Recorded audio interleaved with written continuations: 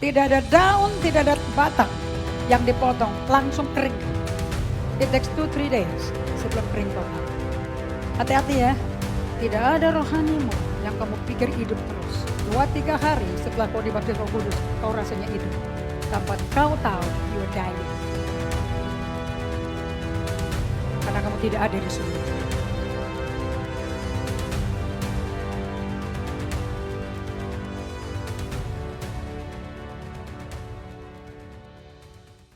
Oke. Alright, kita lanjutkan pelajaran kita. The call to be still and know that I am God. Panggilan untuk kita berdiam dan tahu bahwa akulah Allah. Dan semua ini ada di dalam alat untuk kalian bisa latihan bangun otot to be still. Jangan pikirannya multitasking. Jangan pakai upaya untuk mengontrol situasi. Even doa juga bisa dipakai jadi alat loh.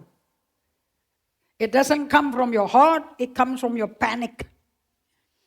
Tapi kita disuruh latihan di Mazmur 46. Kalau kalian buka Alkitabnya dulu. Ini pasal sebetulnya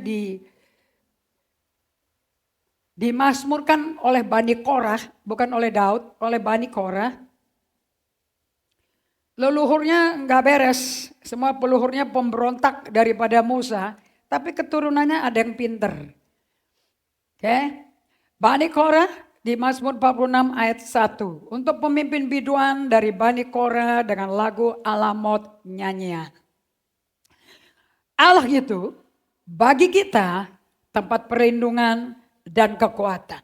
Berarti dia lagi lemah nggak? Iya dong, kalau nggak ngapain mengkonfirmasi seperti ini.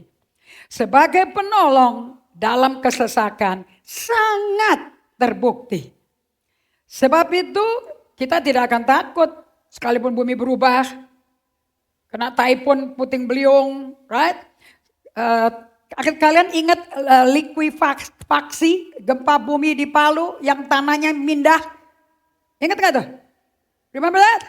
So sekalipun semua bumi berubah, tadinya alamat kita di sini, sekarang kita nggak tahu lagi tanah kita di mana loh. Itu gempa bumi di bawah loh itu. Beda sama tsunami. Sekalipun gunung-gunung goncang di dalam laut, sekalipun ribut dan berbuih airnya, sekalipun gunung-gunung goyang oleh geloranya, Selah. Selah artinya, coba diulang lagi, coba direnungin lagi. Bukan diem aja, diem tapi biarin itu firman ngomong ke kamu. Katakan sama-sama, Alkitab adalah buku yang ngomong ke kita. Saya nggak usah pakai otak saya. Ini buku ngomong ke saya. Karena firman adalah Allah. Izinkan firman ngomong kepada saya. Makanya kalian mesti punya self-reflection.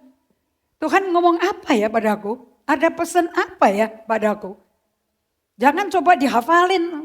Ini bukan buku teks. This is a talking book. Talking, speaking book. And then fulfilling book. Udah gitu dia omongin digenapi lagi. Berarti firman Allah itu hidup gak? He's alive. Is he a living God? Yes. Kalau gak jangan percaya ada kesembuhan dong ya. Karena kita sembuh karena kuasa kebangkitan. Is Jesus rose from the dead? Yeah. Kota Allah, kediaman yang maha tinggi. Oh sorry, ayat 4. Sekalipun ribut dan berbuih airnya. Sekalipun gunung-gunung goyang dan oleh geloranya, Selah, kota Allah. Kalau udah ngomong kota Allah artinya hadirat Allah. Kediaman yang maha tinggi disukakan oleh aliran-aliran sebuah sungai. Tiap kali Alkitab bicara bahasa, puisi daripada pemazmur di tengah badai hidup. Ini lagi di tengah gempa bumi gak nih? Ini di tengah bencana alam gak? Yes. Yang dicari adalah berada di dalam aliran sebuah sungai. Saya mau tanya, di perjanjian baru. Jika kau haus datang kepadaku, kata Yesus. Dari dalam hatimu keluar. Aliran air hidup selalu lambang hadirat Allah. So dari mana hadirat Allah itu datang? Out of your innermost belly. Belly itu bahasa Inggrisnya beda sama stomach. Stomach di sini. Belly itu di sini. Kalau saya terjemahin paling gampang, samcan. Tahu nggak perut samcan? Siapa yang suka pakai korset? Itu pasti samcannya keluar tuh. Betul kan? Di mana kamu ibu-ibu, di mana kau hamil? Mana yang melebar? Daerah samcan atau daerah lambung? Di mana rahim itu berada? That's the center of life. So di mana hatimu? Setiap kali saya nanya orang Kristen, di mana hatimu? Sini. Itu hepar. Itu ke dokter Yanto tuh. Body treat tuh. Itu kalau sampai infeksi kamu kuning mukanya. Betul gak dokter Lala? Matanya kuning semuanya. So di mana hatimu? Yang memberikan aliran hadirat Allah itu. Dan Tuhan kalau hadir di kamu bukan cuman kesetrum-setrum, kayak orang kesetrum gitu. Mau kesetrum jangan puluhan tahun dong. Pertama kali kesedot boleh. Tapi kalau udah 50 tahun jadi Kristen langsung gini-gini terus. Man, lebih dewasa dong. Betul gak?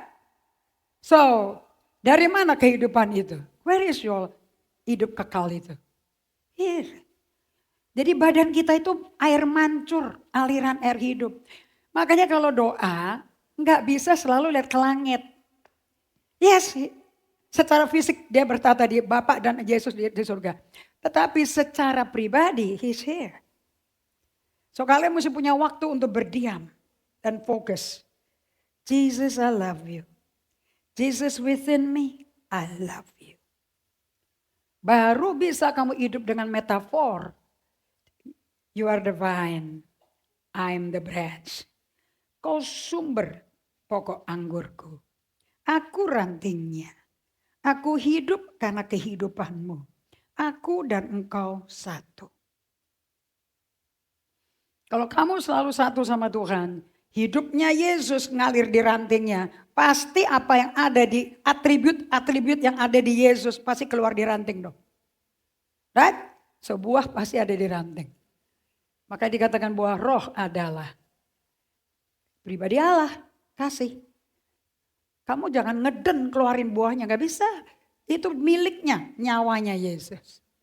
Bagian kita, be still. Satu hal yang gue pinta, diam di hadirat Allah. Diam di rumahnya. Itu kan pakai perumpamaan gambaran hidup di bait Allah di perjanjian lama. Tapi sekarang di perjanjian lama bukankah kita bait Allah tempat Allah berdiam? So ngomongnya jangan terlalu ke langit terus. Ngomong ke dia, you are here. Oh Roh Kudus. Seperti jemaat kita, si Mary Galwanda. Lagi mabok roh. Dan ini bukan pas lahir baru. Ini karena dia komit day by day. Day by day dia bikin rule of life. Struktur hidup. Pagi bangun just to be with you. Spend time be silent. Kenapa kok kita be silent? Because God's love language is silence. Bahasa cintanya Tuhan tuh berdiam, tenang. Udah gitu udah ramenya gak keruan permintaannya 1 kilometer kayak shopping mall. Amin. Terus langsung pergi. Kayak Speedy Gonzales. Terus Tuhannya berkata,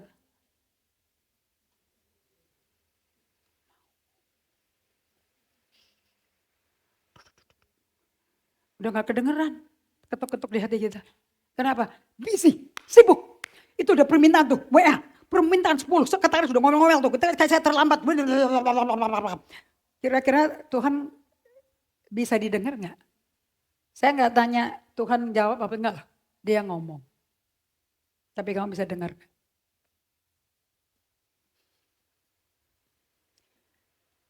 Di tengah drastisnya semua ini. Bangsa-bangsa ribut, kerajaan goncang. Ia memperdengarkan suaranya dan bumi pun hancur. Well, I think we're going to see this soon, right? Tuhan semesta alam menyertai kita. Kota benteng kita adalah Allah Yakub. Selah. Pikirin lagi, coba renungin. Renungin tanpa bersuara. Seperti video yang kita lakukan di hari Kamis. Dijalanin firman seperti ngomong sama kita tapi no sound. Isn't it powerful? Bikin kalian kayak benar-benar kamu dibikin rest di situ. Pergilah, pandang pekerjaan Tuhan yang mengadakan pemusnahan di bumi. Yang menghentikan peperangan sampai ke ujung bumi. Yang mematahkan busur panah, menumpulkan tombak, membakar kereta-kereta perang dengan api. Dengarkan baik-baik ya. Ini ada perang, ada gempa bumi, tsunami, you name it, semua kacau. Di tengah itu Tuhan intervensi. Diamlah dan ketahuilah bahwa akulah Allah. So kapan kita tahu Allah tuh seperti apa pribadinya? Waktu kita diam. Dan siapa yang suruh kita diam? Allah. Allah yang minta. Ini bukan Korah yang minta. Allah yang menjawab. Be still and know. Know di sini bisa dari bahasa Ibrani. Yada. Yada artinya kalau kau bersekutu satu sama dia. Dia akan menjadi apa yang dia janjikan bagi kamu. I am that I am. So hari ini kita akan mengerti sebetulnya undangan untuk berdiam itu kenapa sih? Kenapa kok Tuhan minta kita berdiam? Of course dia kasih jawaban sendiri. Supaya kamu kenal aku. Sebab orang yang mengenal aku. Daniel 11. Orang yang mengenal aku akan melakukan perkara besar. Kalau kenal. Bukan tahu tentang Allah. So di Mazmur 46 ayat 11. Diamlah dan ketahuilah bahwa akulah Allah. Aku ditinggikan di antara bangsa-bangsa, ditinggikan di bumi. Dari New Living Translation, be still. Koma itu ada beras besar artinya. Be still artinya take a deep breath, stop. And know that I am God. Kenal Tuhan itu bikin hati itu rest. Be still. Sama kayak Maria, begitu Yesus masuk ke rumahnya, blok langsung dia still. Marta repot sendiri ngundang Yesus ke rumahnya, ditengok juga kagak, hubungan dengan Tuhan Yesus juga gak ada. Pelontang-pelanting di dapur, nyiapin makanan 13 laki-laki, Yesus dan 12 muridnya. Datang ke Yesus marah-marahin Yesus, Tuhan suruh saudaraku itu bantu aku. Enak aja dia. Bagi orang yang super busy, be still is laziness. Non-produktif. Buang-buang waktu.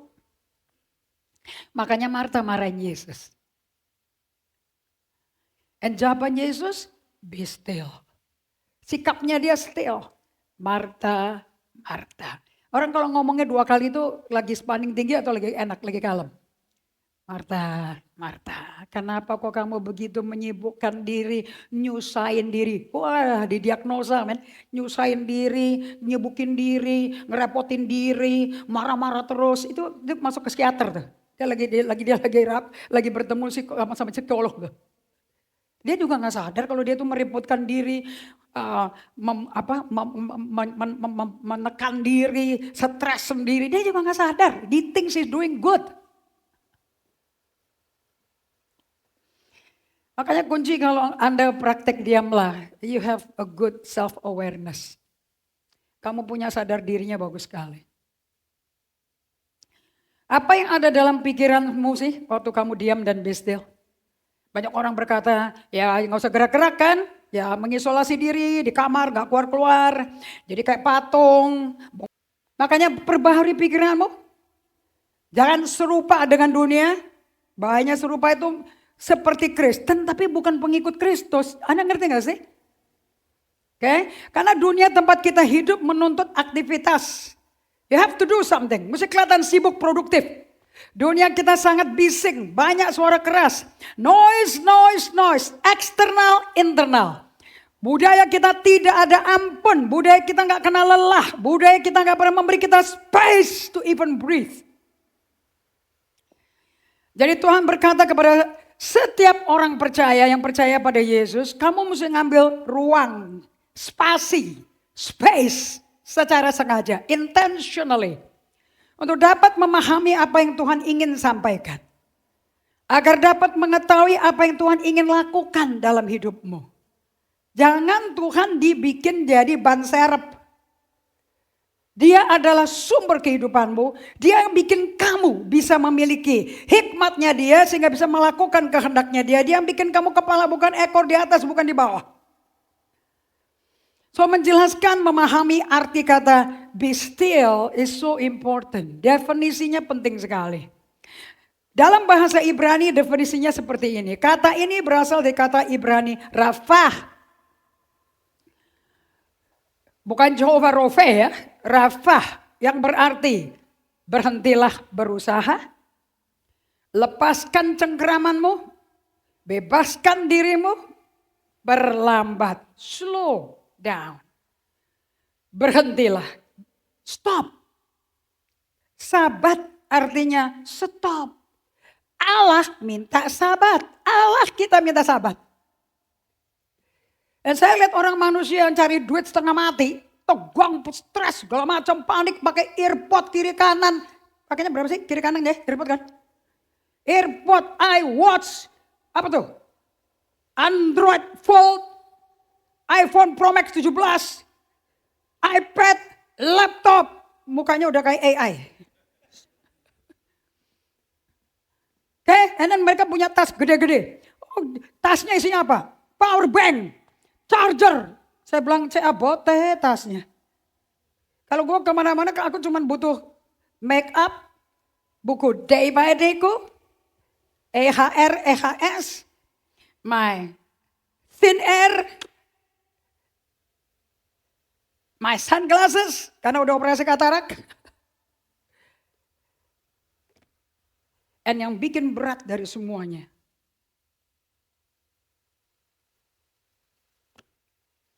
thank God untuk asisten yang mencintai saya.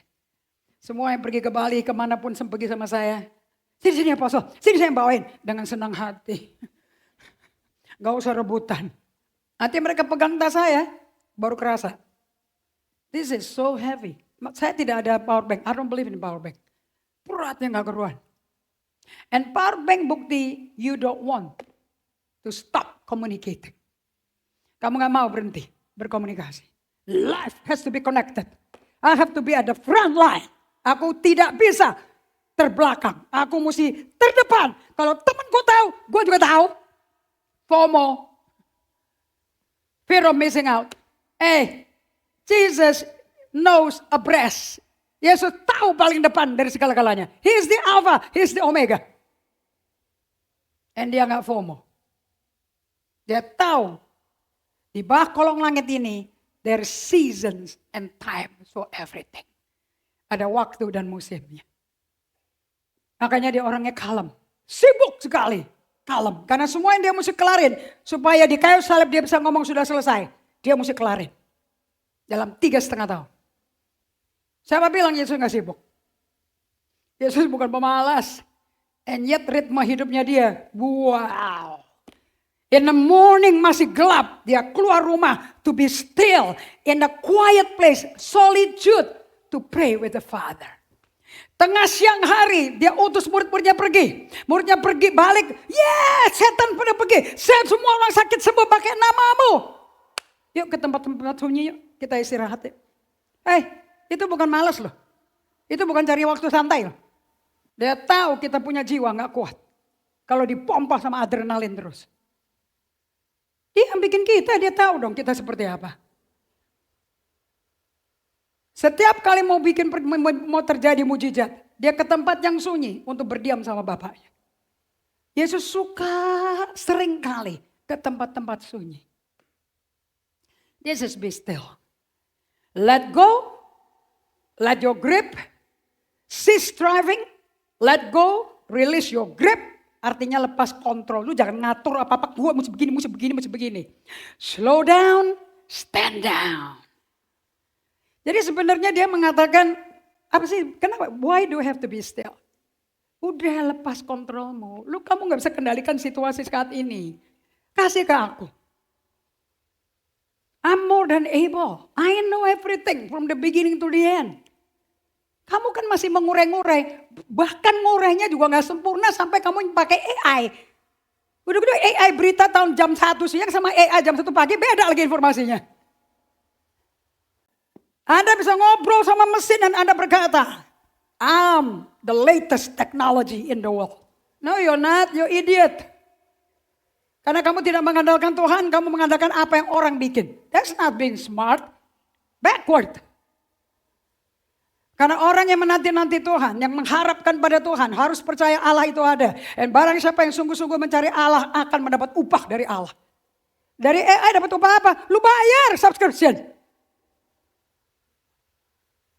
Tekor ekonominya. So sebenarnya kenapa kok kita disuruh be still? So that we is talking about control, about controlling person, controlling situation. Orang tuh maunya pegang kendali hidupnya sendiri, artinya apa? Kalau gua nggak tahu jawabannya, kalau gua nggak bisa begininya, gua nggak tahu ayatnya di mana, gua nggak tahu doanya bagaimana. Marah dia. So kapan orang marah? Waktu nggak bisa kendali. Pernah ngerasain nggak? Saya jagonya. Kenapa I'm mad? Because I cannot control. Apalagi ketemu sama orang yang gak berubah-berubah 10, 12, 15 tahun gak berubah. So ini bicara tentang ide bahwa kita harus mengandalkan diri kita sendiri. Kalau kamu mau ngontrol. Orang yang mau pegang kendali sendiri tuh, aku sini, gue yang ngatur sini. Ini tentang gagasan bahwa kita harus bergantung pada kekuatan diri kita. Kita harus mampu menghasilkan apa yang hanya Tuhan dapat hasilkan. Jadi buah roh kita yang hasilkan. Gak usah menanti-nanti Tuhan. Sampai kapan? Keburu mati. Halo. So ketika kita hidup untuk Yesus. And make sure kita tahu dia pokok anggur. He is my source. Yang akan menghasilkan dan membuahkan buah melalui kita. Tapi kitanya gak menghasilkan. Halo? Yesusnya yang menghasilkan. Right? Tidak ada yang dapat kita lakukan dengan kemampuan kita sendiri. Untuk dapat menghasilkan buah. Makanya kalian mesti kenal kata udah biasa. Sekarang kalau ngerti bahasa Inggris ya bisa delete, send. Okay? Kalian mesti kenal satu kata in English. Abide. Abiding. Yohanes 15 ayat 1 sampai 20 is about abiding. Tidak ada orang pengikut Kristus akan sukses tanpa abiding. Panggilan Tuhan untuk diamlah adalah panggilan untuk abiding, remaining, dwelling. Bersatu, tetap berdiam. Bukan keluar masuk hotel. Yohanes 15 ayat 1 sampai 5. Kita katakan sama-sama. Biar Tuhan ngomong ke hati kita. Oke? 2, 3. Akulah pokok anggur yang benar. Dan Bapakkulah pengusahanya.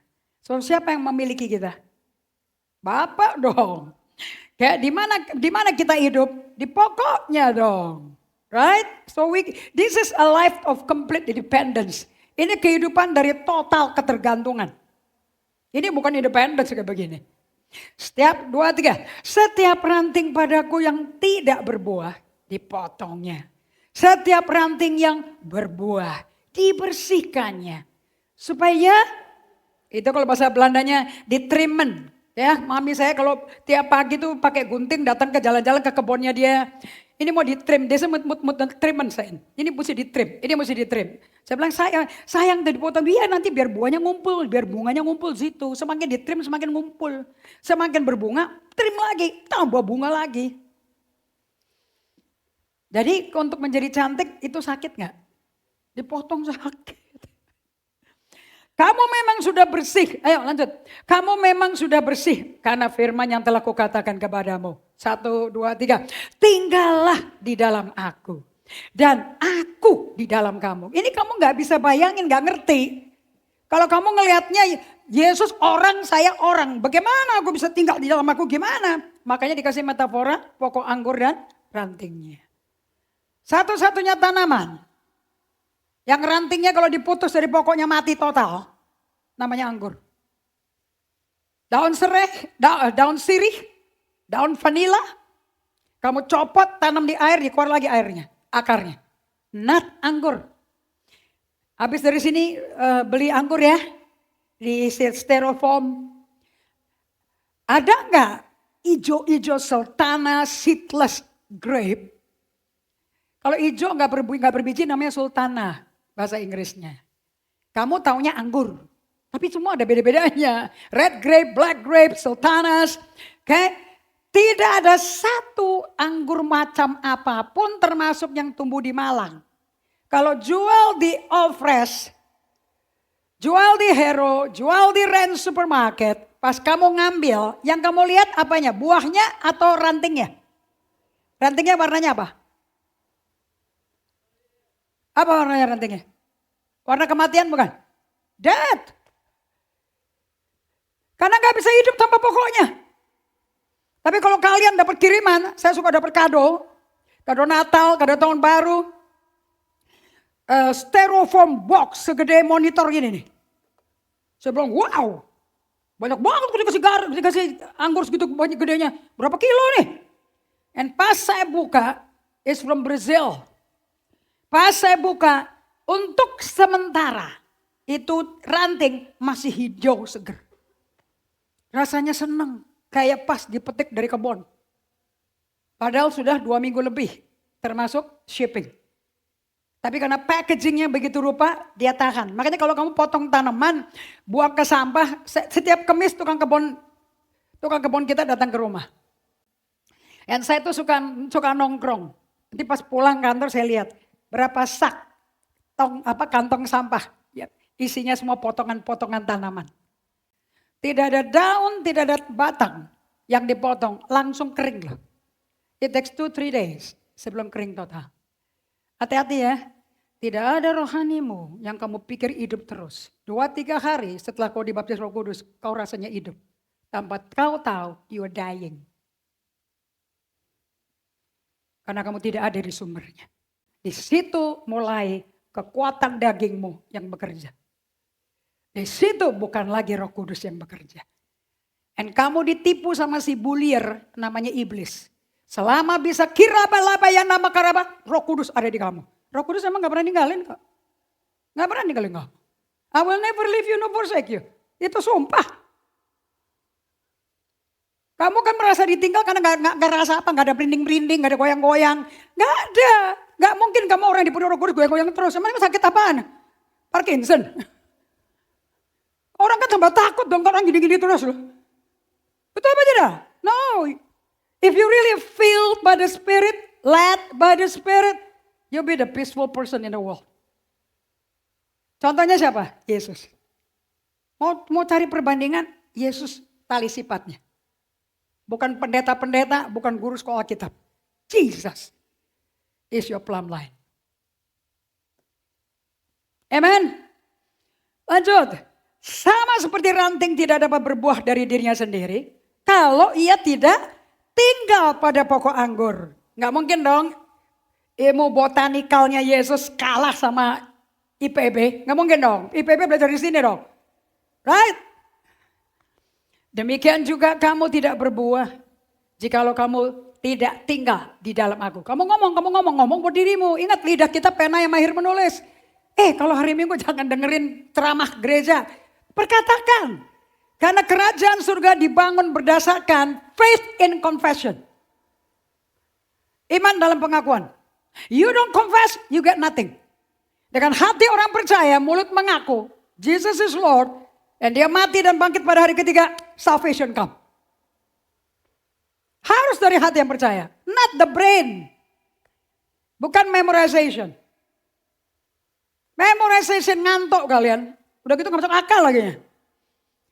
2, 3. Sama seperti ranting tidak dapat berbuah dari dirinya sendiri. Kalau ia tidak tinggal pada pokok anggur. Demikian juga kamu tidak berbuah. Jikalau kamu tidak tinggal in me. Makanya semua perjanjian baru suratnya Paulus. Who are in Christ? Who is in Jesus? Siapa di dalamku? Barang siapa di dalam Kristus, dia ciptaan baru yang lama berlalu. Bukan yang lama mati loh. Yang lama berlalu. Jadi ada shadow pelan-pelan meninggalkan. Tanggalkan manusia lama. Kenakan manusia barumu. Kasih makan manusia rohmu yang baru itu. Sungguh kamu ciptaan baru dalam Kristus. But it's only when you are in Christ. Bukan di GGA. Bukan di GBI. In Christ when you're one with me. Akulah pokok anggur, kamulah ranting-rantingnya. Ini ayat 5 nih. Barang siapa tinggal di dalam aku di dalam dia. Ia berbuah banyak, sebab di luar aku tidak dapat berbuat apa-apa. Apa artinya gak bisa berbuat apa-apa? Apa artinya gak bisa berbuat? Gak bisa hidup. Cuman exist, but not alive. In him we live, we move and have our being. Kisah Rasul 17 ayat 28. Dalam dia, dalam Kristus kita hidup, bergerak. Dan memiliki hidup ini. In Christ. Bukan in organisasi sinode. Di Alkitab gak ada sinode. Di Alkitab gak ada PDT. Di Alkitab hanya ada murid-murid Kristus. Pengikut gaya hidup Yesus. Bukan pengunjung ibadah. Tinggallah di dalam aku, abide in me. Artinya apa sih perkataan Yesus ini bagi Anda? If you listen to this, tinggallah di dalamku. Kita cuma tahunya waktu di sekolah minggu sih. Tinggallah di dalamku, tinggallah. Makanya gak ada yang tinggal di dalamnya, cuma dangdut. This is spending time to be alone with God. Stop striving. Bahwa rantingnya itu terhubung pada pokoknya.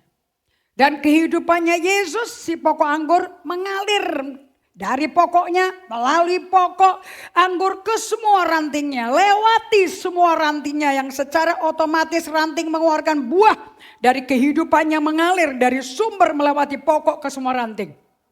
Is that good? Jadi Tuhan Allah kita itu mau kita menyadari dan mengetahui bahwa pada saat Tuhan Allah menyerukan pada umatnya, be still and know that I am God. Artinya apa? Aku Tuhan berfirman padamu bahwa ketahuilah, aku ini Tuhan. Menghendaki untuk kamu ketahui bahwa hidupmu itu bukan hanya tentang apa yang kamu produksi sendiri. It's not what you produce, it's what He produce in and through you. Dari buku, dari semua yang namanya mystic atau Desert Father, Desert Mother, orang-orang seperti Teresa dari Avila, John of the Cross, Brother Lawrence, Peter Scazzero, John McComber, Alan and Jem Fadling, Unhurried Living, semua mengajarkan pada kita. Stop striving. Mereka punya pelayanan namanya unhurried living. Hidup yang tidak terburu-buru. Bahwa hidupmu itu bukan tentang apa yang kamu bisa lakukan, akan lakukan dengan kekuatan dan kemampuanmu sendiri. So stop striving. Sebagian dari kita hanya perlu berhenti berusaha kok. Kita bekerja untuk hal-hal yang telah diberi Tuhan. Kita bekerja untuk menjadi seperti yang telah Tuhan nyatakan kepada kita. Be what God has already declared us to be. Saya mau tanya pada kalian. Di Kalvari waktu Yesus berkata, tetelestai, sudah selesai. 4 minggu lagi loh ya, kita Paskah loh. 4 more weeks. Kalau sekarang kamu gak persiapin, bagaimana perjalanan 40 hari Yesus sampai Minggu Suci, sampai Kemis Suci, Thursday Monday, sampai Jumat Agung, kamu gak akan mengalami apa yang Yesus selesaikan bagi kamu, dan kamu gak akan memiliki apa yang dia udah tinggalin ke kamu. Everything paid, tetelestai artinya lunas. Jadi apapun yang kamu hilang, yang digarong, yang diserahkan kepada iblis, yang dicuri, itu udah dibayar. Makanya namanya ditebus. Kalau ditebus artinya dia yang bayar. Kita disandra setan, lepasin. Balikin ke dia, aku bayar pakai darahku. Siksa nyawaku, tapi jangan siksa si Indri. Are you hearing me? Itu kan bahasa legal kan tuh. Ransom, tebus, redeem, itu bahasa legal itu. Ngapain kamu bayar tebusan kalau nggak disandra, kalau nggak diculik? Betul ya? Keluar dari penculik. Oke, gue lepasin. Kayak si Paul Getty, orang terkaya di dunia. Cucunya diculik untuk memeras dia uang. Anda tahu kan? John Paul Getty. Kalau ke LA kamu bisa masuk ke dia punya villa, dia punya what do you call it? Museum. Itu orang terkaya di dunia yang bikin kabel dari Saudi Arabia ke Amerika, ngirim minyak. Single handedly.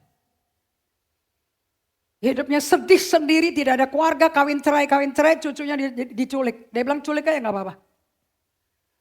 Yang menculik minta 2 juta US dollar. Apa artinya sama bocor John Paul Getty 2 juta dollar? Dia nggak kasih. Mati cucunya. Kupingnya dipotong dikirim ke dia.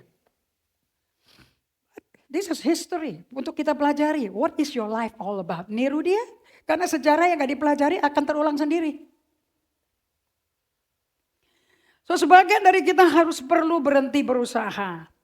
Kita bekerja untuk hal-hal yang telah diberikan Tuhan. Ya, be all that God says you are. Apakah saya anak Allah? Kalau lihat kayu salib, apakah saya anak Allah? Apakah saya umat pilihannya dia? Apakah saya umat panggilannya dia? Apakah saya bangsa yang kudus? Apakah saya peculiar people? Yes. Apakah whose report will you who believe? Ini penyanyi baru meninggal nih. Siapa namanya penyanyi? Ron Kenoly. Laporan siapa kamu percaya? We shall believe the report of the Lord. Apa yang kita percayai? Apa kata Tuhan kita? We are saved. We are healed. Oleh bilu-bilunya kita sembuh. Semua yang sengsara disembuhkan. Semua yang remuk dipulihkan. Semua yang dikuasai kegelapan lepas dari penjara. Semua yang ditutup oleh terbelenggu jadi tawanan lepas. No more addiction. No more secrets. Pornografi, sexual addiction, nothing. I'm free. So lagunya ngomong apa? His report says I am free. Now you need to align your mind. Selaraskan pikiranmu, bangun neurosaraf, jalur saraf yang baru dengan pikiran seperti itu. Itu benar, mulia, suci, adil, manis, sedap didengar.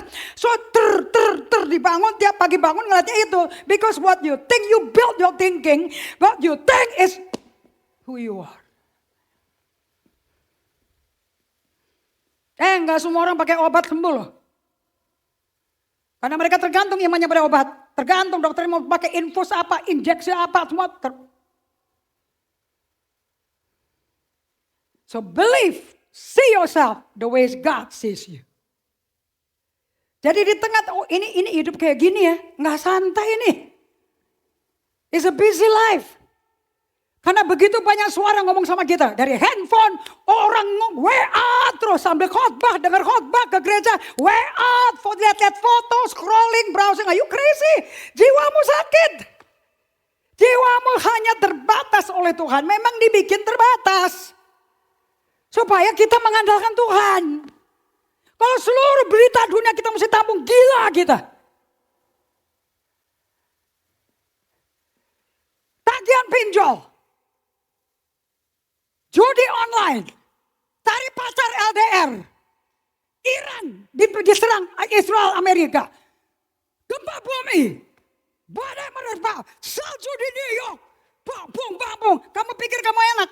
Jiwamu sakit, gak kuat. Aku gak bikin kamu untuk menampung semuanya dalam satu kesatuan. Slow down. Kamu gak terlalu terkenal dan kamu gak terlalu penting. Nobody knows you. All people know that you have problem. Jiwamu sakit loh. Yesus tidak datang ke bumi menyelamatkan handphone, hilang. Yesus datang ke bumi menyelamatin jiwamu yang panic attack, yang GERD, yang sakit jantungan, yang tidak bisa kontrol makan, overweight, obesitas. That's what he's coming for. Makanya doanya Yesus apa? Doanya Rasul Yohanes apa? The best prayer of all. Ada doa, kalau nggak bisa doa ini. Ini doa. I pray, brethren, saya berdoa agar engkau baik-baik saja. Dalam segala hal. Seperti dirimu. Dan kau sehat-sehat saja. Seperti jiwamu baik-baik. Buka 3 Yohanes 1:2. Jangan ngelamun kamu. Firman kok dia ngelamunin. Firman diucapkan supaya jadi iman. 3 Yohanes 1:2. You don't need to. Kalau udah di GGS 10 tahun saya hafal. Ini ayat pegangan saya. Kalau bahasa Inggrisnya not so strong, bahasa Indonesianya bagus terjemahannya. Karena bahasa Inggrisnya ngomong I wish, brethren, I wish above all else that you may be well, be prosperous, bahasa Inggrisnya. And be in health as your soul, as your mind is prospering. Katakan sama-sama yang keras. 2, 3. Saudaraku yang kekasih, aku berdoa. Doa dong. Salurkan ke Tuhan. Bahwa semoga engkau baik-baik dan sehat-sehat saja dalam.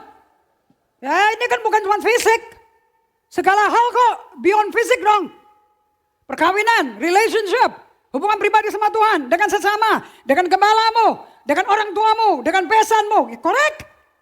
Is that a perfect life? So subject to what? Tergantung apa? Depends on your soul. He is the savior of my soul.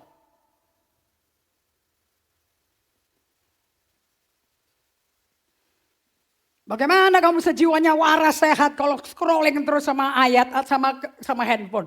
Matiin sabat hari ini. Stop. Cease. Rest.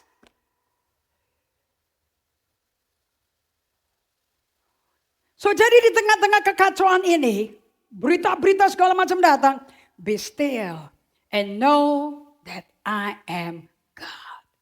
So apa artinya be still and know? Be still and know. Be still and know. Kita nyanyi lagunya Sissy Wainan, man. Nyanyinya be still. Maksudnya be still and know that you are God.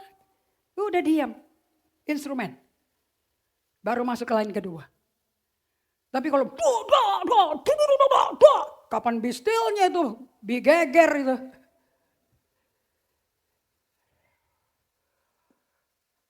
Kadang-kadang yang nulis lagu juga mesti ngidupin jadi sejalan, align dengan kehidupannya Tuhan.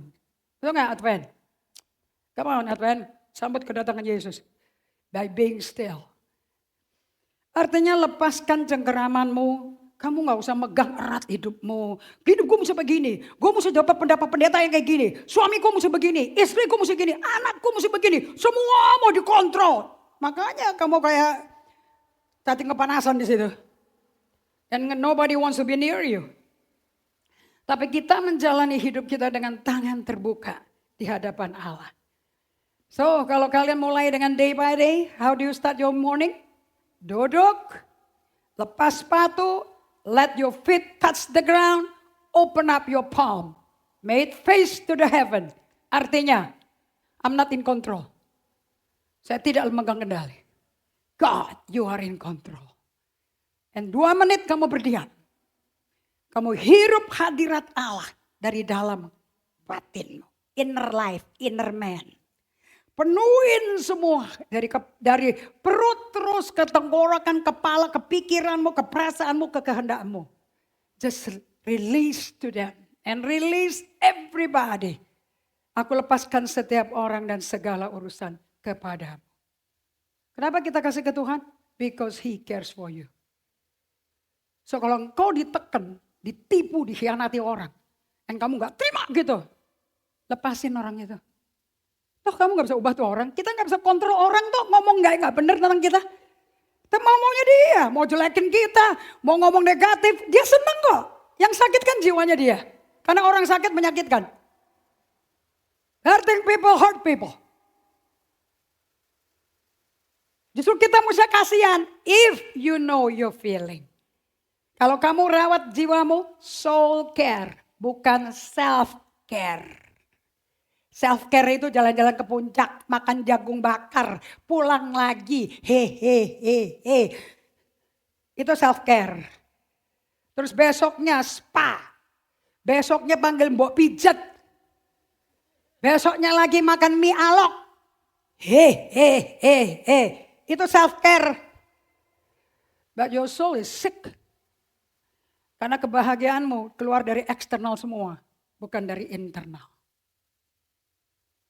Orang yang mencari kepuasan dari luar, ekonominya problem. Because you need to spend. Orang yang puas di dalam, satu dalam Tuhan. You are contented. Puasnya di dalam. Orang lihat kamu like a strong tree. Mukanya kayak pohon yang kekal. Kalem, firm, confident, smiling. Dapat berita brengseknya gak keruan. This too shall come to pass. Bentar lagi juga beres nih. Kenapa? Saya udah rajut di otak saya. Semua masalah ada expiry date. Tidak ada pencobaan seumur hidup. Kalau belum bisa ketawa, berarti sedang sengsara. Enjoy the journey with God. I wish above all things that you may be prosperous. And be in health in all things as your soul prosper. King James, Raja James. Ini raja beneran loh. Bukan raja dangdut kayak Herodes. Saya mau tutup seperti ini. Kita hidup di tengah-tengah buku Esther digenapi. Serangan daripada Donald Trump, USA dengan Israel kepada Iran. Nama Iran gak ada di Alkitab, do you know that? Yang ada Medes, Persia. So where's Iran come from? Dan bangsa Iran bukan bangsa Arab, kulitnya lain. Mereka berbahasa Farsi. Menjadi kayak Arab karena ada grup teroris yang menguasai Persia. Di buku Esther, satu-satunya bangsa yang memunahkan bangsa Yahudi di Persia, cuman satu orang. Haman Hamedata, orang Agag. Dan siapa Haman Hamedata orang Agag itu? Siapa nama Agag? Kapan kita pernah dengar nama Agag? 1 Samuel 15 ayat 1 dan 2. Pada waktu Saul harus memusnahkan Amalek. Saya mau kasih tahu ya, satu laki-laki namanya Mordekai dengan sepupunya. Esther bukan keponakan. Mordekai bukan om, sepupu. Satu lebih tua, satu lebih muda. Dan Esther dari kecil dibimbing, dibina sama Mordekai. Kamu kalau udah bertobat jadi pembina dong bagi keluarga-keluargamu. Daripada nyari-nyari jiwa di pinggir jalan, mendingan keluargamu dulu. Satu keluarga diselamatkan, satu orang selamat, sesi rumah tangga selamat kan. Jadi pembina gitu loh, kayak Mordekai ke Esther tuh loh. Dan pada waktu itu Tuhan bikin acara di Persia. Ini kerajaan Persia ya, kerajaan yang lebih kaya daripada Amerika Serikat saat ini. Persia 127 provinsi dari India sampai Ethiopia. You're talking about wealth and superpower, Ahasuerus. Bahasa Inggrisnya Xerxes. Pada waktu itu raja dalam kekuatan ini kan gila. Ini udah sekelasnya Nebukadnezar, Babel, orang superpower. Makanya tuh Kapten Amerika, lu ajarin anakmu ngapain Kapten Amerika. Ini orang lebih gila daripada Kapten Amerika. Dengan kekuatan yang luar biasa, Tuhan bikin skenario. Katakan Tuhan kita bikin skenario. Dan kenapa kok ada orang Yahudi di Persia? Because dibuang ke Babel bukan? 70 years kan? And you know what? Kenapa kok 70 tahun dibuang ke Babel? Mereka gagal 7 kali 7 tahun untuk melakukan sabat. Mereka dosa tidak melakukan sabat. That's why the 70. So mereka dibuang semuanya. Itu Tuhan yang minta. Baca dong Yeremia. Kapan nih kita mesti keluar? Tandanya apa kita keluar dari Babel? Bukankah Daniel ngambil kitab Yeremia? Dari mana 70 tahun? Ini udah 70 tahun, gue udah hitung-hitung nih 70 tahun. Mesti kita keluar nih. But how do we get out? Siapa yang membawa keluar orang Israel dari Babel? Raja Persia. Siapa namanya? Koresi. So Persia sangat historical instrumental bagi Persia. Persia sangat instrumental bagi Yahudi. Nggak mungkin. Kalau sampai presidennya Iran berkata, kita minta maaf apa yang terjadi. Tapi kita tidak minta maaf dengan Israel. Israel musuh nggak ada. Karena mereka kan ilmunya semua sama. Itu baca semua YouTube. Kesaksian dari perempuan-perempuan yang luput dari polisi moralitas. Semua kita diajarin 46 tahun di bawah jajahan dari Khomeini. Ini Khomeini kedua nih. Unlimited power. Mereka harus benci orang Yahudi dan harus benci Amerika dan harus benci orang Kristen. Itu sudah ditotokin. Jadi neuropatnya udah dibikin. Suruh berubah gak bisa. Butuh tahunan itu. Undo. Dan Allah mesti bikin.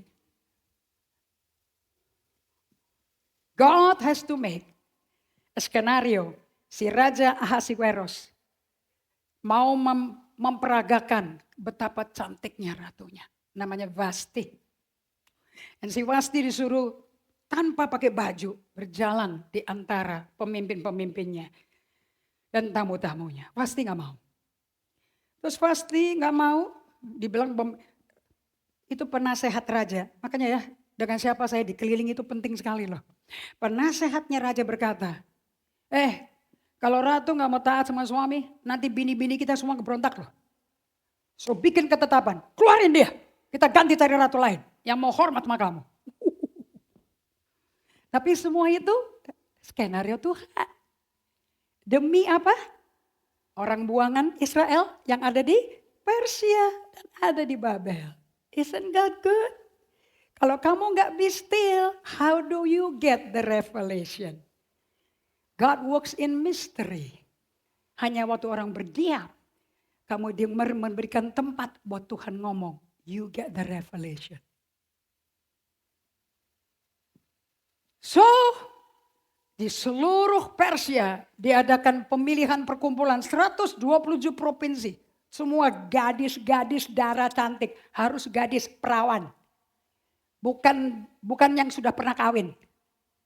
Pure perawan, virgin. Kumpulin semua sebagai pengganti daripada Vasti. Dan dari salah satu tempat yang muncul adalah Mordekai membawa Hadasa sepupunya. You come in.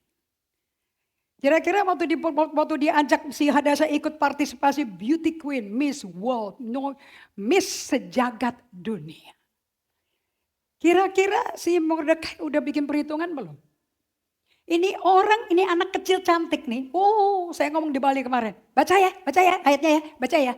Tidak ada seorang di Bahegai, sida-sida yang mengawasi. Ini karena ini setahun mesti disimpan, diurapi, dimandiin, direndam minyak wangi. Semua dilatih bagaimana ngomong sama raja, bagaimana tunduk, bagaimana kali laju. 1 tahun dilatih. 6 bulan pertama direndam minyak wangi, men. Gak ada bebe. Repot kalau bawa badan kan.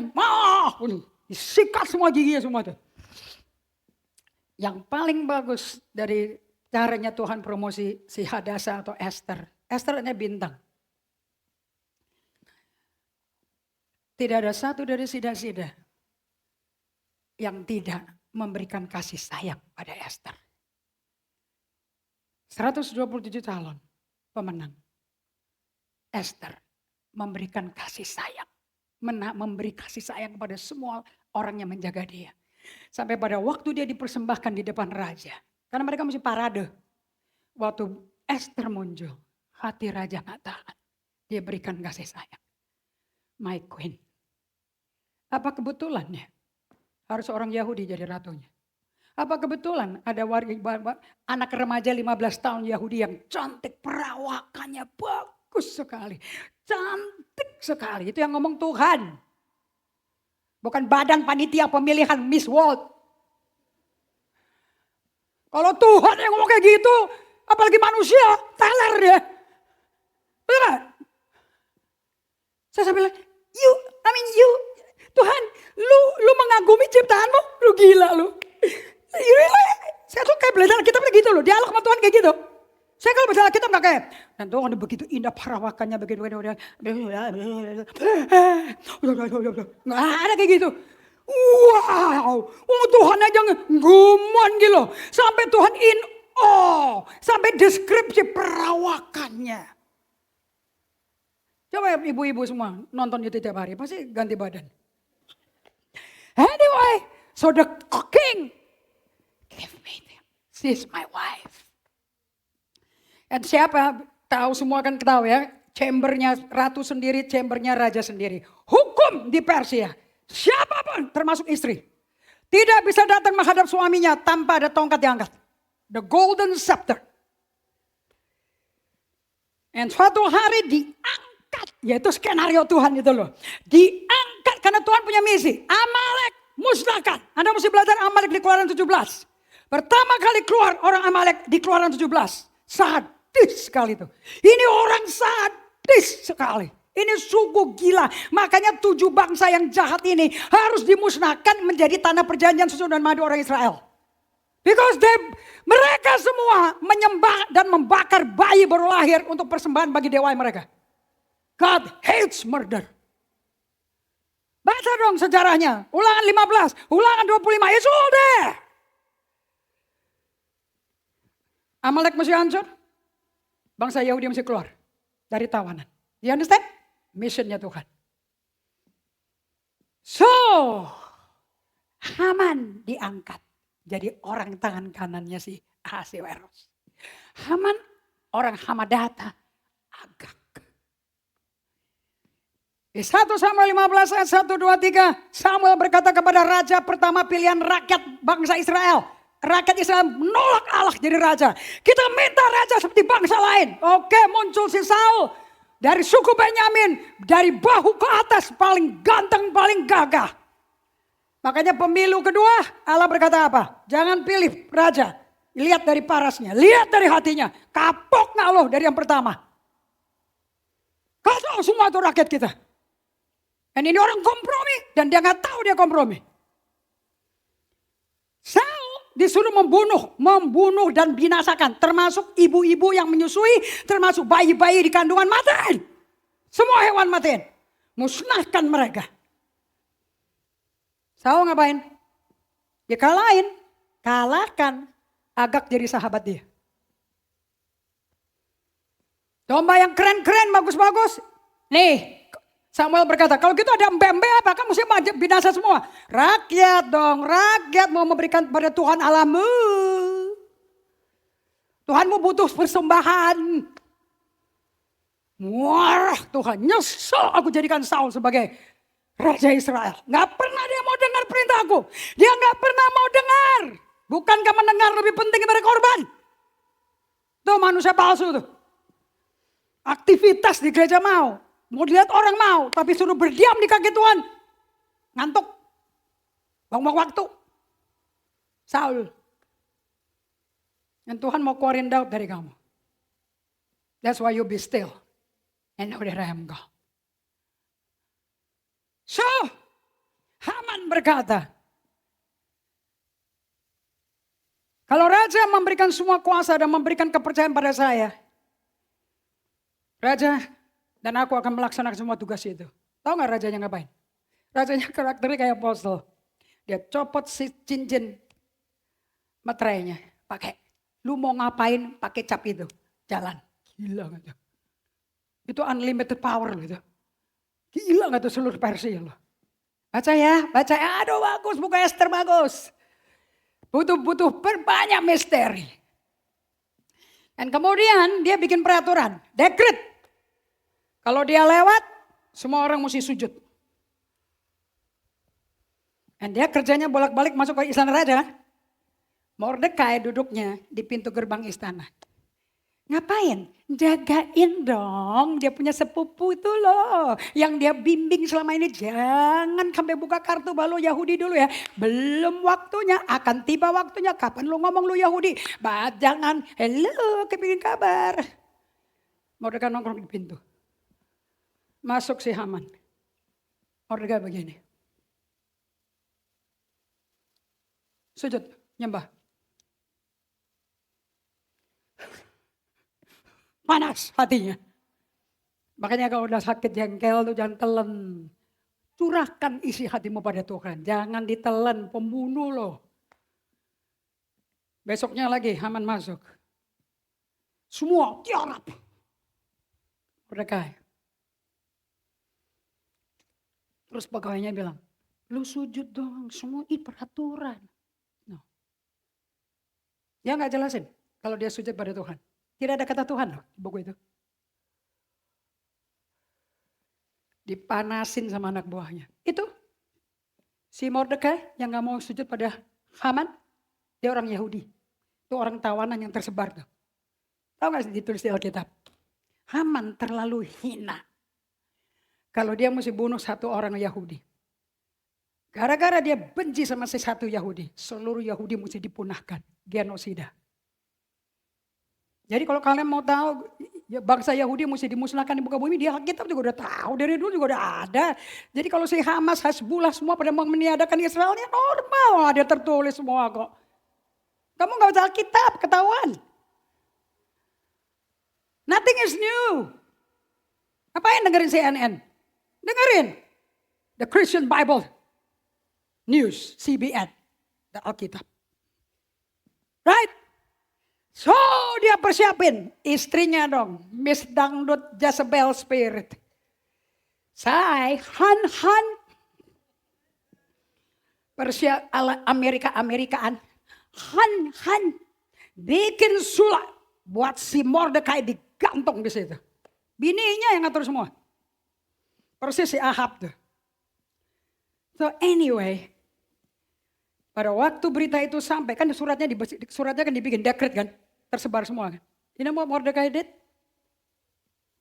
Surat untuk memusnahkan semua genosida semua bangsa Yahudi tawanan di Persia. Langsung gaya hidupnya orang Yahudi dengan Allah Elohim. Allah YHWH. Dia copot jubahnya, dia pakai kain kabung, dia ambil abu, dia taruh kepalanya, melolong-lolong di pinggir jalan. Wow! Dia puasa, dia berdoa, dia meratap, dia berdoa, dia puasa. Ini ritme. Ini ritme prakteknya Yesus, non-praktis yang Yesus hidupi selama di bumi. He lament, meratap. Makanya ada Mazmur bukan buku nyanyian, is lamenting through a song. Dia praying, fasting. Bukankah ini minggu fasting? Hari ini break fasting kalian. Dan besok minggu keempat, Prapaskah, Lent is another act practice yang kita akan lakukan. So dia melolong. Dia bikin surat, kasih ke Hadasyah. Dan Hadasyah, utusannya si Mordekai, bawa itu ke si Hatai kasih ke Mordekai, ratu dari Mordekai. Dia baca, kamu mesti ngadep ke raja ya. Kamu tahu gak, kita akan dipunahkan, kita akan digenosida. Ya dengerin, you better tell your husband. Jawab dan balik si Esther. Dikirim sama Dayang-Dayang kasih ke Hatta kasih Mordekai. Gini Mork. Gue sih ngadep mau. Cuman ada hukum di Persia. Bini pun ratu pun mesti tunduk. Karena penguasa tunggal tuh raja. Kecuali rajanya mati, gue muncul. Mok. Hukumnya berani ngadep raja tanpa dipanggil. Hukuman gantung mati. Tik. Dikirim balik. Surat dari Mordekai. Ciame, Tuhan ngomong. Jangan kau berpikir bahwa kau akan tenang-tenang diam-diam di istana. Seperti Imelda Marcos menikmati semua branded name. Hermes, Valentino, Christian Dior. Jangan lu santai-santai ya. Mentang-mentang lu aman di sana. Kalau kau diam gak mau ngomong ke suamimu. Tenang. Keselamatan dan perlindungan. Pembelaan dari yang berkuasa akan turun bagi bangsa kita. Siapa tahu Esther, untuk saat seperti ini kau ditetapkan menjadi ratu bagi Persia. Dari perkataan Tuhan, that's God. Who knows for such a time like this, that you become a queen to Persia. Dia jawab, Mark, kumpulin semua orang Yahudi. Kalian doa buat aku. 3 hari doa puasa malam dan siang. Tidak makan, tidak minum. Pray for me. Puasa 3 hari 3 malam. Doa. Satu Israel. Semua bangsa Yahudi 127 provinsi disebarin. Hebat ya. Padahal belum ada email loh. Belum ada WA chat loh. Belum ada TikTok. Belum ada Snapchat. Kok bisa? Kita pakai WA. Pakai Snapchat. Kagak ada yang hadir. Benar ya? And ditulis di suratnya. And Mark, aku dan dayang-dayangku. Dayang-dayangnya dia orang apa? Persia apa orang Yahudi? Persia dong. Semua akan berpuasa, meratap, dan berdoa untuk bisa menghadap raja. Dengerin perkataannya si Esther. Kalau aku mesti mati, matilah aku. That's a strength dari dalam. When you do be still and know that I'm God. Kamu itu membangun kekuatan di dalam. Inner strength, not outer strength. Strength yang berkata, yes Lord, dan no to the flesh. Ya Tuhan, dan bukan tidak kepada manusia kedagingan, manusia palsu. All the way. Kenapa dia bisa ngomong seperti itu? Anak 15-16 tahun. She's very young. Teenager, Gen Z. Gak rusak sama AI, sama di internet. Kenapa saya mau tanya? Why did she dare to say, if I die, I die. Orang yang berdiam, menanti-nanti Tuhan, akan mendapat kekuatan baru. Apa yang dibutuhkan sih bagi orang-orang yang di gereja-gereja yang pelayanan sibuk semua? Saya mau kamu kuat di dalam, bukan kuat di pengetahuan. Kenapa gerejanya gak ampuh? Kenapa gerejanya jadi gereja LGBT? Kawin sejenis segala macam. Kenapa orang Kristen pada mati di tengah-tengah penyakit? Because they have no inner strength. Imannya di mana? Obat, duit, obat, dokter terkenal, rumah sakit termahal. Makanya bokeh semua. Makanya BPJS laku di gereja. But the faith in God, zero. Who is the secret agent? Siapa agen rahasia Allah di Persia? A beautiful queen. Yang kuat manusia rohnya. Yang mendapat kekuatan inner life. To stand for the right cause. Untuk alasan yang benar. Nah, bangga saya punya orang kayak gini. Saya kelar belajar Esther, badanku begini nih keluar dari kamar gue. Siap khotbah gue. Isn't it amazing? I say yes. Yes, kenapa saya ngomong yes? Apa yang kita ajarin di sini? Emotionally healthy disciple, emotionally healthy leader, emotionally healthy woman. Hey guys, switch your brain man. And walk practicing the way of God. Jesus is the way. Bikin kamu kayak Esther. Nggak bikin kamu populer. Sebab masa pembentukan Esther tidak ada yang tahu. Tapi in God's timing keluar sebagai ratu kecantikan sejagat dunia. Come on, man. Orang itu udah, David is a good looking guy, you know. Raja cakep tuh Daud tuh. Handsome man. Pipinya merah, blush on gak laku. Automatic blush on. Dan langsung ngomong sama Goliat. Today, palamu akan kupotong dengan pedangmu. Dan menjadi makanan burung.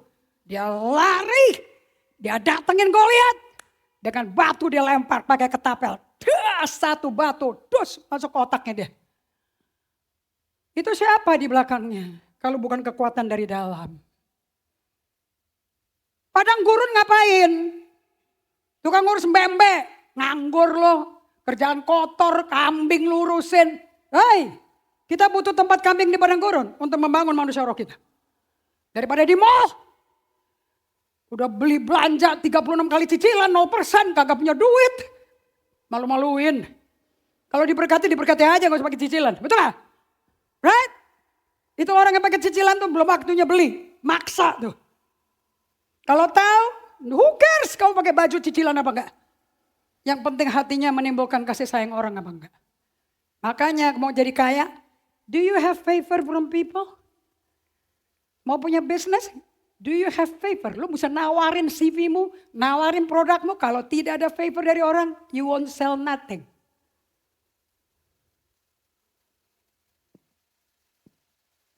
And so 3 hari 3 malam puasa. Ini closing nih.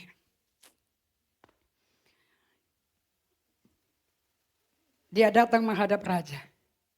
Waduh.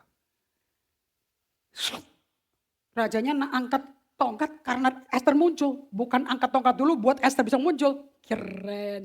Kira-kira Tuhan sudah berkesenario belum? Sudah. Jangan on loh ya.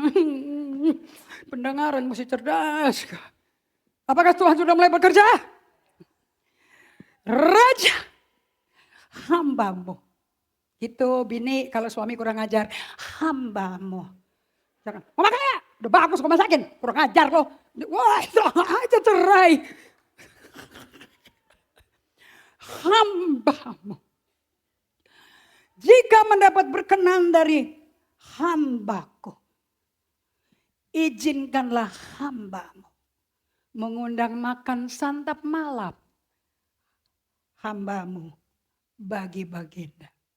Mana ada suami nggak lumer istrinya mau bikin dinner special buat dia. Kampung tengah penting. Right? Ditambahin lagi. Ciami. Ini kalau ngomong Cina nih. Cina banget nih orang nih. Hambamu memohon kepada baginda. Kiranya hambamu diperkenan mengundang Haman. Hamadata datang menjamu santapan malam. Suaminya sebelum dia ngomong gitu ngapain? Esther, minta apa aja separuh kerajaanku kau beri. Coba kalau itu kau. Mau dong. Mau dong. Lumayan men. Hai, sertifikat. Elektronik cukup. Separuh negara Persia dikasih ke gue. Ciami. But that's not the purpose, right? Bukankah dia di bawah misinya Mordekai? Fokus gak si Esther ini? Aduh godaannya gila. Siapa yang gak mau duit sih? Siapa yang gak mau harta? Matamu lihat mobil mewah aja hijau, you know. Hijau kodok bukan hijau dolar.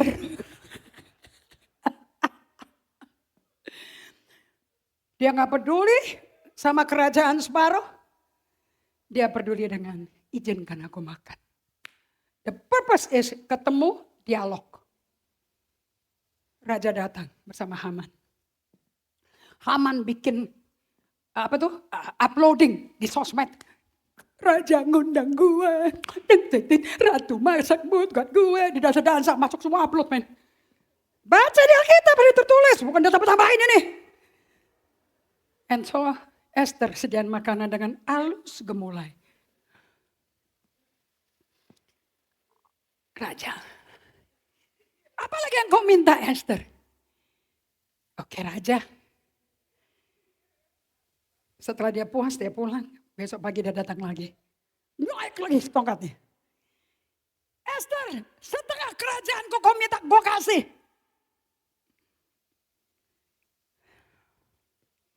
Raja. Hambamu mengundang untuk Raja dan Haman kembali makan santapan malam. Hari pertama dia CTR, Community Temperature Reading. Dia lihat atmosfernya kayak apa. Jago sekali dia. Cerdik kayak ular, tulus kayak merpati. 17 years young. Datang lagi, dia tawarin semua. Hari itu adalah hari H. Mordekai berkata, buka kartu, siapa kamu? Raja. Apalagi Esther yang kau minta? Minta aja. Setengah kerajaan mau? Yang gak gubris. So fokusnya, atensinya gila. Itu kalau gak latihan tiap hari sama Tuhan mana mungkin sama orang punya kuasa. Bisa teguh loh. Sebab dia tunduk pada kuasa di atas segala kuasa. Bukan kuasa yang ini. Gila. Aku lihat di sini. Aduh semakin hot. Ya Tuhan. Mau 10 kali 20 kali gak apa-apa. Asal aku jadi Esther Tuhan.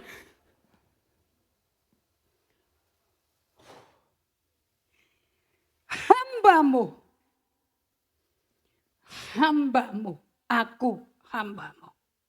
Aku adalah orang-orang Yahudi yang dilepaskan di seluruh daerah Persia sebagai tawanan.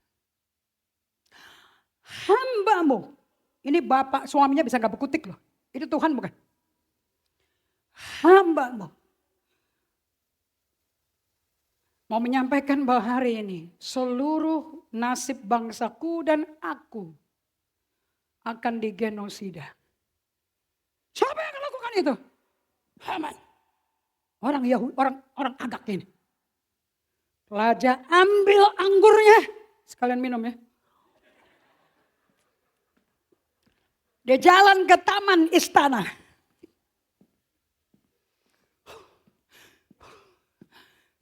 Yang dilihat kan bininya. Kurang ngajar tuh pembunuh. Ngeliat-ngeliat kayak ulet di kaki bini gue. Dia naik ke istana. Haman, kamu berani menggagai istriku, Ratu Esta? Hari ini. Ya gue salah, gue kurang informasi sedikit, sorry ya. Hari ini.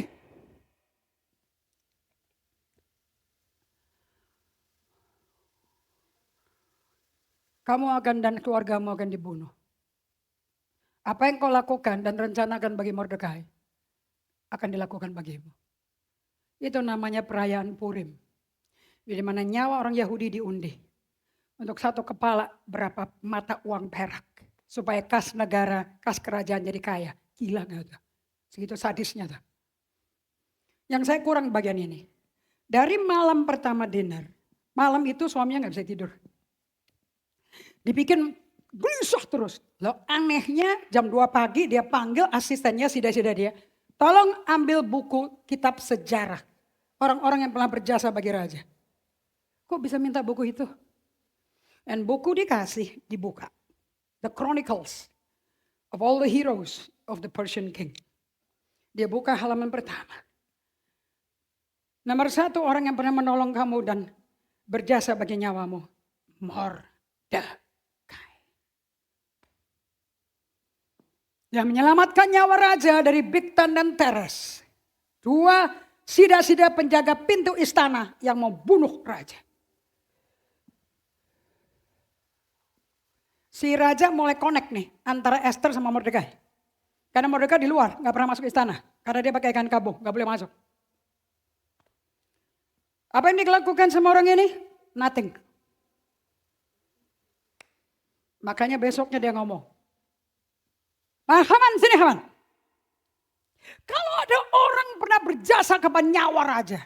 Mestinya orang itu diapain? Oh, dia langsung mikir asumsi sendiri. Nalar terendah. Pasti gue, pasti gue. Gue mau minta kudanya raja. Jubah yang raja pakai akan dipakaikan pada dia. Dan dia akan diarak di seluruh istana. Supaya semua tahu siapa yang berkuasa di sini. Oke, very good.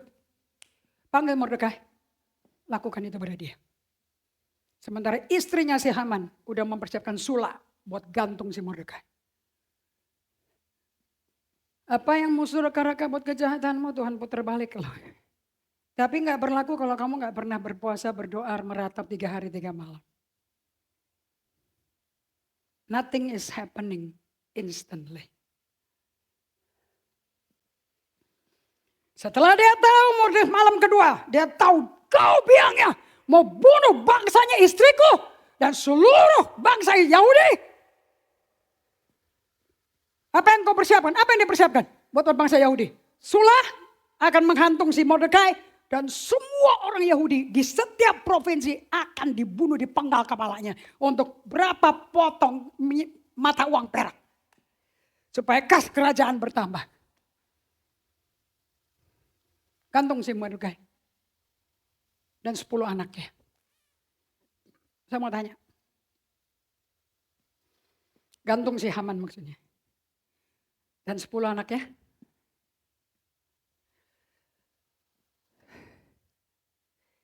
Serangan Israel Amerika ke Iran. Tepat dilakukan di perayaan Purim. Tanggalnya. Gak ada yang mendadak-mendadak. Benyamin Netanyahu. Orang Yahudi, suku Benyamin. Dia tahu persis kalender Israel. Semua ini liburan nasional. Purim. Di mana mereka semua merayakan karena Tuhan merubah situasi dan memberikan provisi. Purim, selalu pergi ke tempat ke keluarga-keluarga, bawa makanan. That's the party. Ternyata untuk nyawa yang dipertaruhkan. Siapa yang mempertaruhkan nyawanya? untuk bangsa Yahudi diselamatkan. Ester. Lambang siapa Ester? Yesus. Dia mendapat istana, Yesus mendapat salib. Siapa Mordekai? Allah Bapa. Yesus nggak pernah nggak berkomunikasi sama Bapaknya. Saul bin Kish bin Benyamin. Keturunan Benyamin yang gagal adalah Saul. Keturunan keluarga Benyamin yang baru dari Mordekai berhasil menghancurkan Amalek once and for all. Tetapi ternyata dikatakan di kitab Keluaran 17, kau harus memusnahkan Amalek dan segala keturunannya. Saul membangun kerajaan lagi di atas apa yang sudah dilarang. Anda tahu Saul mati dengan 10 anaknya? Haman mati dengan 10 anaknya. Perdana Menteri Israel sekarang suku Benyamin. Dia yang dipakai Tuhan mengalahkan Amalek saat ini. Makanya jangan percaya CNN, percaya Alkitab. Siapa Esternya bagi bangsa Yahudi sekarang? Tentu Yesus. Bukankah di akhir zaman ini gereja harus dipersiapkan untuk di rapture? Supaya keselamatan datang kepada bangsa Yahudi? Sakaria 12 mereka akan melihat orang yang bolong tangannya, sobek sininya. Dan mereka berkata, Mesias selamatkan aku. Betul gak?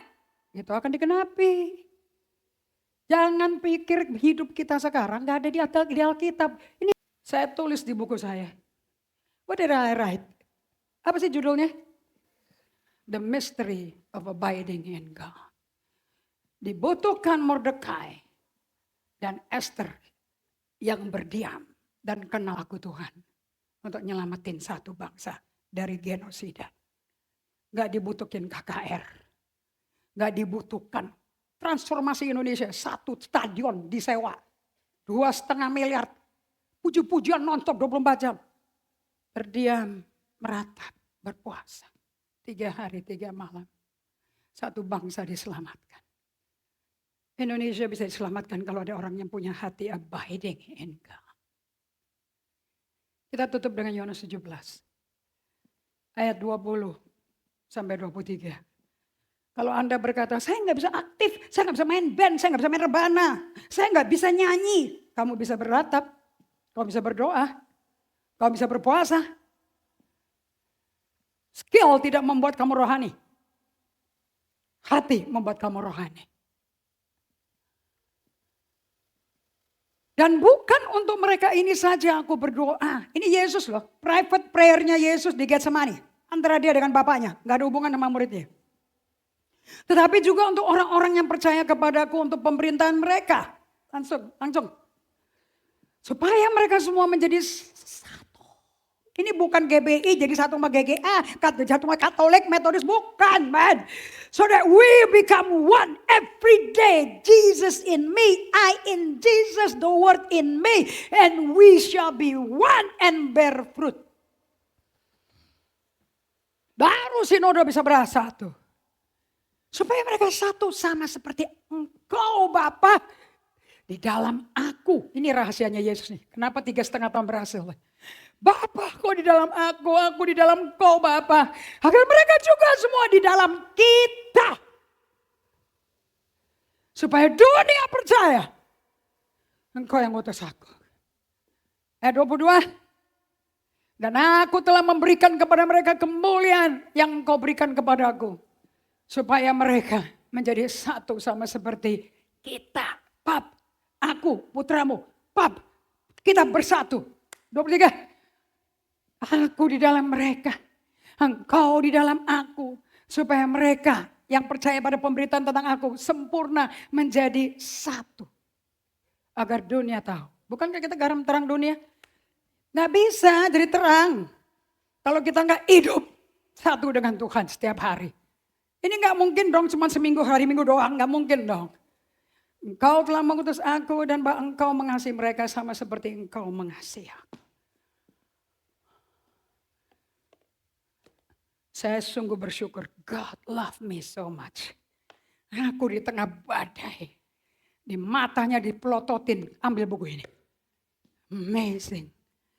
Aduh, saya bersyukur Tuhan tuh sayang sama saya. Tiap kali saya mengalami badai, apakah gara-gara dosa saya, gara-gara efek, gara-gara dosa keturunan, gara-gara kutuk, I don't care. Tuhan, kalau aku balik ke Tuhan, meratap, mencari Dia, berpuasa, tidak memuaskan diri, biar kasih ruangan buat Tuhan mengisi diriku, tubuhku, supaya aku dengar Dia dan memberikan instruksi, pasti ada jalan keluar. Jangan kasih backdrop kayak begitu. Saya mau semua kalian berserah kepada Tuhan. Ini ada di slide nih. Dengan mengatakan, Tuhan, hidupku adalah milik-Mu. Anda akui, Tuhan, hidupku adalah milik-Mu. Dan aku memasuki hubungan ini dengan-Mu. Dan aku diam. Makanya Eugene Peterson, penulis The Bible Message, berkata, Adam start work from rest. Adam mulai pelayanan dari rest. Anda tahu manusia diciptakan hari ke-6? Hari ke-7 stop. Bukan Adam yang berkarya. God in him, through him bekerja. I hope you get the message. Gak butuh duit ya untuk nyelamatin bangsa Israel. Bahkan gak butuh Donald Trump. Kalau Israel ada Esther dan Mordekai. Tundukkan kepala.